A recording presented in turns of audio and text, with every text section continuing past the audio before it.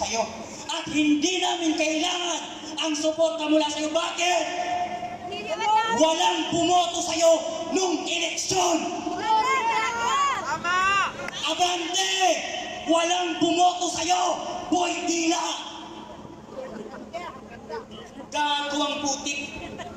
Wala nang bumoto sa'yo. Kaya ka lang naumpo sa Congress dahil inappoint ka ni George Garcia na isang bayarang tarantadong Comelec. Si Joey Yu yan nanalo! Sinong nanalo? Joey Yu! Oo. Meron pa rito isang congressman. Dito lang ba nasiskita? Ano pangalan yun? Yung singkit? Si Congressman Chupapa. Ano?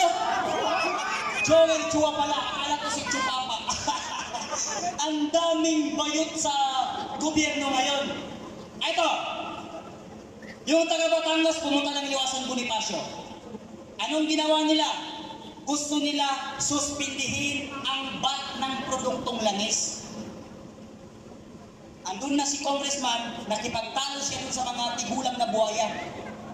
Ano ang sabi nila ng Recto?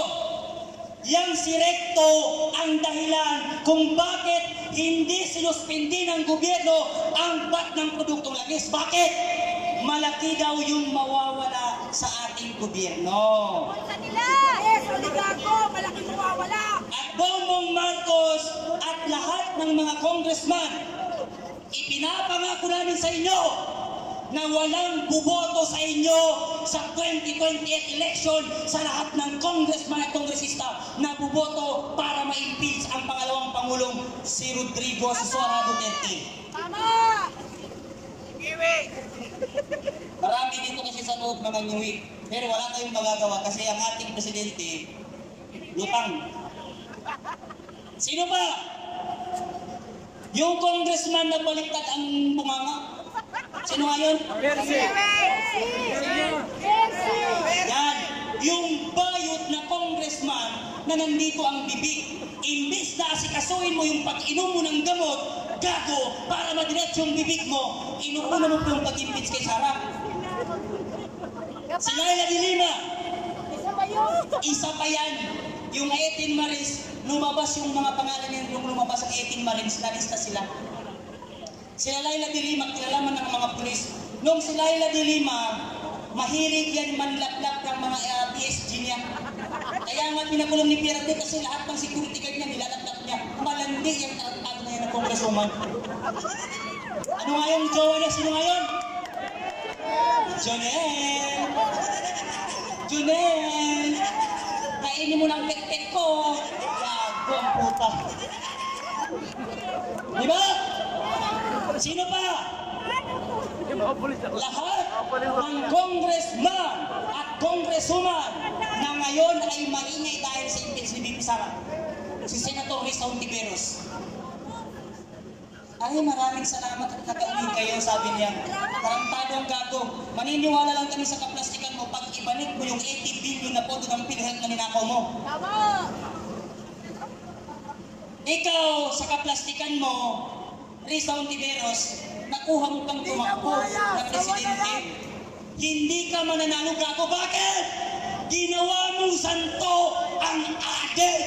Saka ilaw na iama! At ipinagawa pa ng museum yung mga adik. Lahat ng makakaliwa na grupo, ano ang panawagan? Ipakulong si Rodrigo Duterte dahil sa human right violation. Napakaraming pinakay Duterte. Ito yung ginagamit ng mga profesor ng UP din naman, UP na mga bugok na profesor. Imbis na ang tinuturo nila, aralin panglipunan, war on drugs ang tinuturo. Paglabas ng estudyante, Duterte, diktador, gago! Popong estudyante! Asa kwet! Ang tak! Yung mga maingay na congressman at senador dahil sa war on drugs, kamakailan lamang 5 pulis ang inambus sa Sharifa Guak. Nasaan ang mga congressman na maingay? Nasaan ang mga senador na maingay sa war on drugs? Bakit pag pulis ang pinatay, hindi kayo nag-iingay? Pero pag adik, lahat kayo bright at matalino, mga gagong senador at mga bobong congressman.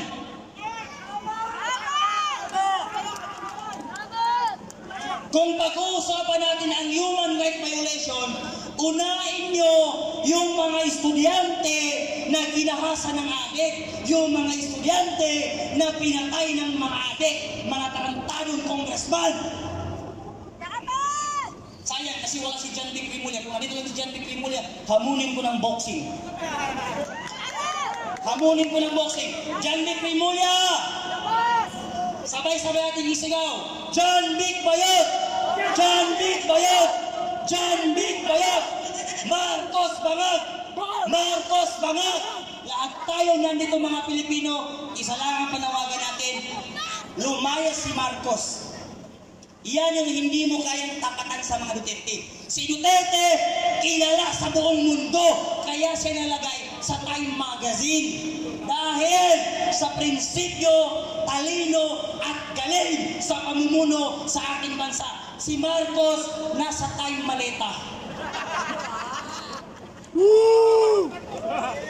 Si Duterte, nangampanya, no to drugs, no to corruption. Yan lamang ang panawagan ni Duterte, plataforma niya nung tumakbo siya. Tumakbo rin si Marcos! Anong ginawa niya? Pag ako ang nanalo at nakaupo, 20 lang ang 1 kilong bigas. Gago! Naupo si Bongbong Marcos, ang bigas ngayon, 80 ang shabu, bagsak presyo. O, ibig sabihin, sinungaling! Number 1 yan na. Nung sona niya, 5,500 na po ang ating natatapos na flood control project. After niyan, pumunta ng Bulacan. Paano nangyari to? Bakit walang flood control? Gago! Bakit mo pinipirmahan ang isang pondo at budget na hindi mo alam kung saan nilulustay at saan ginagamit? Hindi pa yan. 1,700 na po sa pangalawang zona niya.